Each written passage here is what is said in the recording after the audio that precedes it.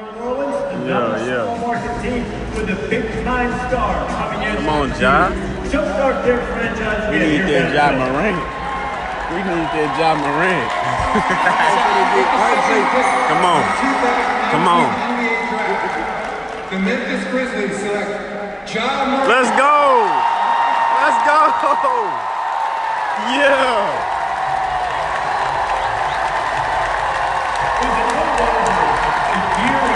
Yes, sir. Yes, sir. He's a franchise guy. Then we went to the Southern camp and they got his mid-first round after a sensational season. Going all the way to the second overall pick. He has been traded from the Memphis Grizzlies, spent his whole career there. The great Mike Conley, point guard, and now Ja Morant takes over in Memphis. Yeah, I think he's a prospect. Like you said, Connor came out of nowhere. I love those guys with chips on their shoulders, and he plays the game the right way, Jay. You know him a lot better than anybody. Well, he's the best passer in the draft, Chauncey. YouTube! What's going on, man? Back at it again with another video. It's your boy, Numbers Fan Jay. Y'all know what's going on, man. We just got through with the NBA draft last week. So we have to talk about it. We have to discuss these draft picks, and we're going to talk about who all went earlier than expected, who all went later, and a few tournament notables from the NCAA tournament. A few guys that stood out to me that got picked up a little bit later in the draft. But let's get into it. So out of the top 20, there were 16 out of the top 20 made the top 20, and the other 4 were picked after 20 at some point. So let's start off by talking about the 4 guys that missed the top 20. These are the guys that were invited to the draft. There were 20 guys invited. If you guys saw my last video, you know those 20. You can still look those 20 up. They're still out there. But as we talked about, those 20 being invited was a good sign. However, it did not guarantee them being a top 20 draft pick. So these 4 did not make the top 20. Starting with number 21, Brandon Clark. Brandon Clark, a very good player in my opinion. There were a few surprises that jumped in there. We'll get into those. But he ended up at 21. Nasir Little made it to 25, slipped down to 25. Keldon Johnson slipped down to 29. And Bol, I put a star by this one, slipped down to number 44. He was selected by my team, the Miami Heat, but he was traded to the Nuggets. Why? I have no clue why we did that. I was not very happy with that. I wanted him on Miami, but it is what it is. Well, for the people that don't know, Bol, 7-footer, 7'7" wingspan. He's only 208, so he's kind of slim. Very mobile, agile player, stretch big with post moves. Scored 21, 9 rebounds a game, 2.5 blocks, 52% from the 3-line in his short little stint at Oregon before he got hurt. He had foot surgery that ended his season. That's why he slipped so far. But I didn't expect him to slip all the way to 44. That was a really, really long time. Like, I'm looking at my guy, my friend. I'm at the draft party with him. I'm like, Brandon, why is Bo still hasn't been drafted yet? Like, goodness. But you have to remember that lower body injuries for the big men could really change their career in a negative way. Think of guys like Greg Oden, people that made it to the NBA that didn't really pan out after they got hurt. But anyway, some top 20 surprises, people that weren't projected to go top 20, but snuck in anyway. Matisse Thybulle, Luka Samanic, Chuma Okeke, and I put a star by Cameron Johnson. Cameron Johnson was number 11 pick, so he jumped way up in there. Great pick. I think he can be an impact player right away. He came out of UNC, I believe. Tournament notables. from the NCAA tournament. These are players that stood out to me and many other people that were not top 20, but they did get drafted, and we do expect them to make an impact on the team they're on. Ty Jerome, drafted by the 76ers, but that pick was traded to the Celtics, who might be trading that pick to the Suns. They are talking about it, so we'll see where that goes.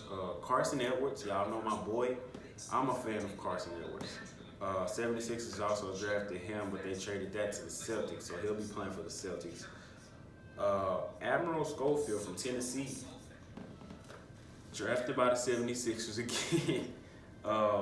Traded that to the Wizards, so great pickup for them. Kyle Guy, drafted by the Knicks, and could be traded to the Kings. They're talking about that right now, so we'll see where that goes. But those are a few standouts for me from the draft. But my experience from the draft party in Memphis at the FedEx Forum, it was pretty cool. Filled up, I guess, about 1/5 of the stadium. I wouldn't even say half, because it wasn't half the stadium. But there were a lot of people there, and when Ja Morant became our pick, became our guy, a lot of excitement in the area. You kind of feel the electricity, the excitement, the anticipation. They started showing highlights, and we were just going crazy in there. As you guys know, I'm from Memphis, so it's pretty easy to cheer for a hometown team, even though we haven't really accomplished a lot. But that's besides the point. I believe that this was a great pick. I told you guys I wanted us to get Ja Morant. We got him. So we gotta build around him now. He doesn't really have a team right now. We got rid of pretty much everybody that we used to have when we had a good team. So we'll see where it goes. He looks really promising. Of course, you guys know he led the NCAA in assists and turnovers, so it's like good and bad. Very athletic. Just a player that you can't pass up. And I'm so glad we didn't pass him up. But anyway, moving on. Tonight, guys, the 2019 NBA Awards. Talking about MVP, talking about Defensive Player of the Year, Coach of the Year. The awards are gonna happen tonight, 9 p.m. Eastern on TNT. These awards are supposedly based on regular season, supposedly. But you know, after you see the playoffs, they kind of, you know, they're gonna affect some opinions when the voting goes in. So, just being honest. But let's get into some of these. The finalists have been announced for a while now. So we'll start with Coach of the Year.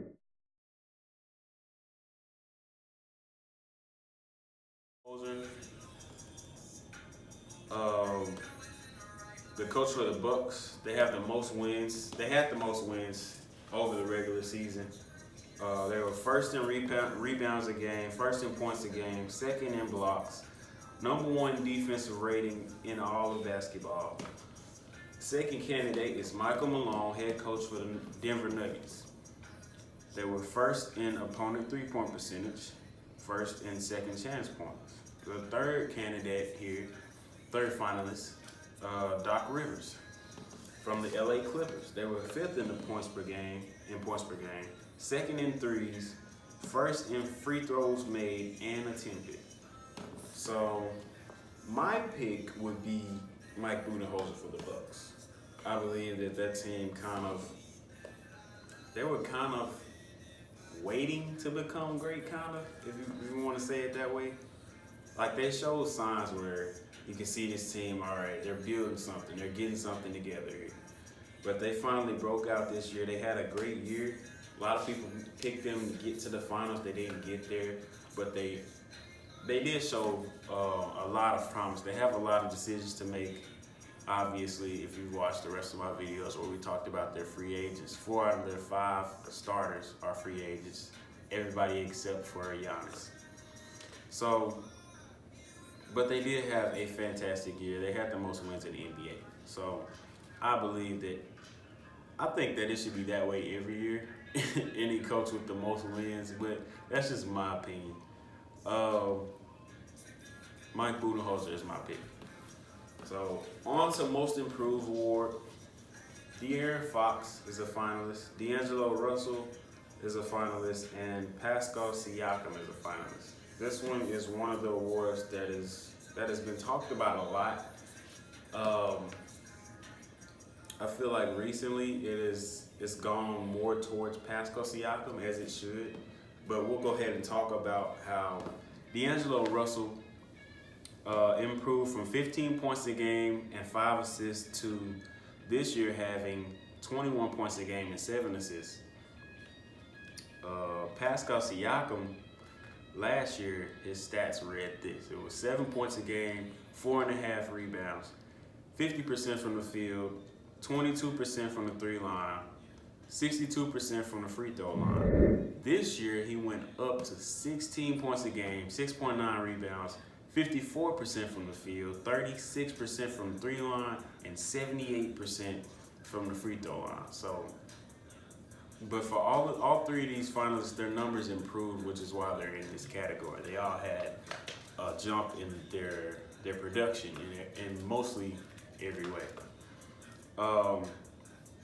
The hidden factor for me, because I believe it's a two-man race between Pascal Siakam and D'Angelo Russell, but the hidden factor is that D'Lo played 48 games last year and started 35, while he played and started 81 games this year. So that's a big jump. Siakam played 81 last year and only started 5. This year he played 80, started 79 out of 80 of those games. Durability. That's the whole reason I'm bringing up this as a hidden factor. This durability is huge. It's always a factor, unless you're a coach. It's always a factor in winning awards.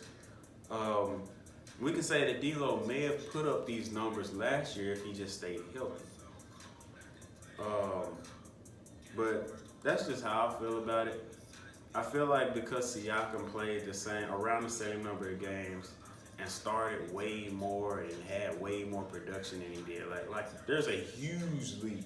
Like, it's a jump for D'Angelo Russell from last year to this year, but it's a huge leap for Pascal Siakam from last year to this year. And that's why I believe that he should win the Most Improved. He has the biggest improvement in my opinion. My computer just decided it wanted to start updates. So I guess there goes the music. But anyway, moving on, Defensive Player of the Year.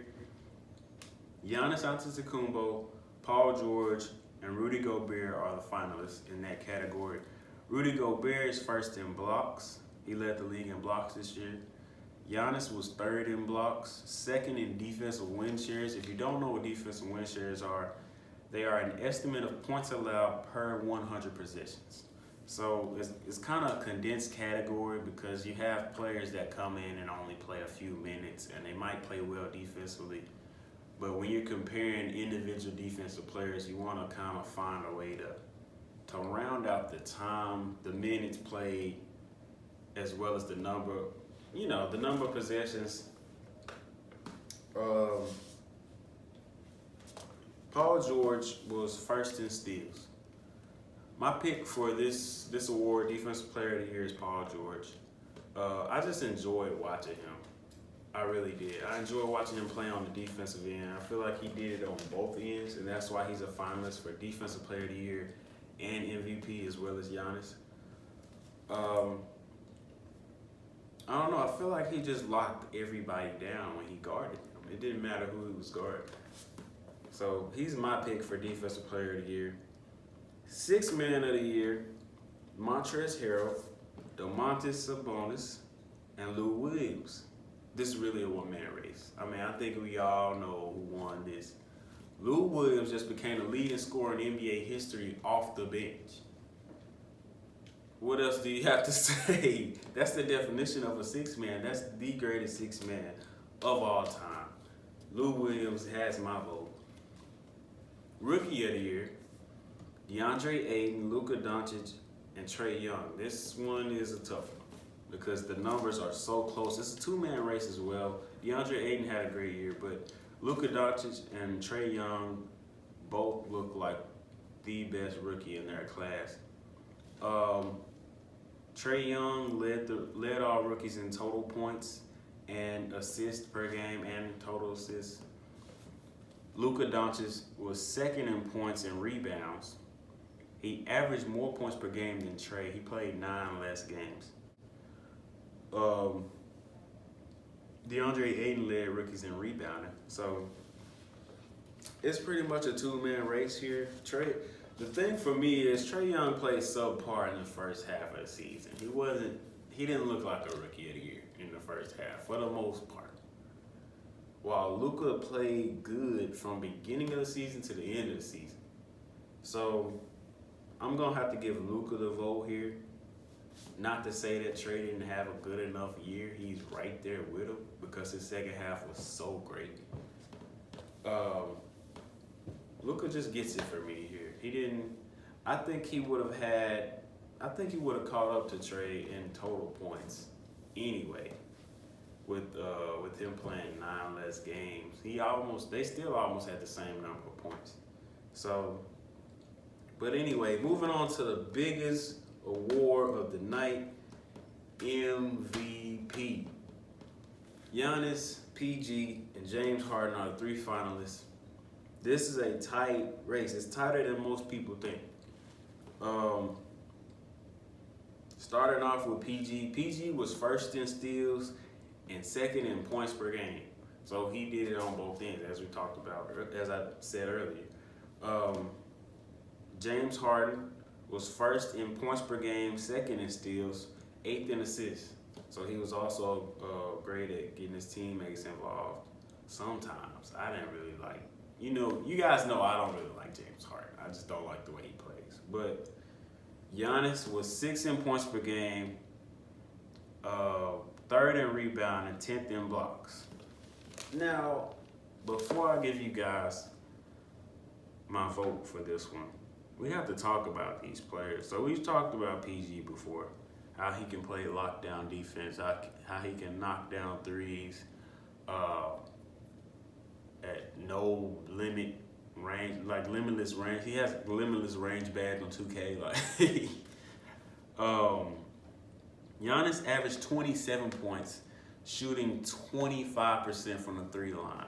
He also reached a career high in field goal percentage, while James Harden's only career highs this year were 3-pointers made and attempted, not percentage, not 3-point percentage, free throws, and steals. And his steals were only a career high by 4 steals. So the case can be made against James Harden that he only drew more fouls. That's really the biggest difference between this year and any other year when we look at the stats on James Harden. Only 2 players in the top 10 scoring list shot 10 free throws a game. Embiid shot 10 and Harden shot 11. Harden is the only guard above 10 free throws a game. So, I mean, it's clear that I don't like James Harden as a basketball player. I don't have nothing against him as a guy. I don't know him personally. But as a basketball player, I've just never really liked to watch him. But the stats don't lie, man. I feel like his whole game revolves around free throws. And that's the only reason he scored 36 a game. He shot 9 for 11 from the free throw line. You take those 9 free throws away, and he's scoring what? 27 a game? Which is not nearly as impressive as 36 a game. But that's all I got for y'all today, man. Tune in. Oh yeah, almost forgot. So Giannis is my MVP, of course. Just had to put that out there. I feel like Giannis was a beast on both ends of the court. I feel like he affected the game in more ways than James Harden did. I know that's kind of weird, but because of James Harden's ability to get to the free throw line, but I just feel like defensively, Giannis with that reach and those hops, and then he can come down on the other end and dunk on anybody on the court. Every now and then you'll see him pull a three. Like, I feel like he just did more this year for his team. I feel like he was more valuable to his team than James Harden was. But that's all I got for y'all today, man. Tune in tonight. Comment below. Let me know who y'all think should win MVP, who y'all think should win Rookie of the Year, who y'all think should win any of the awards that we talked about here. Also, let me know what you guys want to see in my next video. My next video will probably be more focused on football, outside of just regular news, outside of trade talks and injuries. Let me know if y'all want to see rankings. Let me know if y'all want to see who I think the best player in the league is. Let me know what y'all want to see, man. But that's all I got for y'all today. It's your boy Jay. We out of here.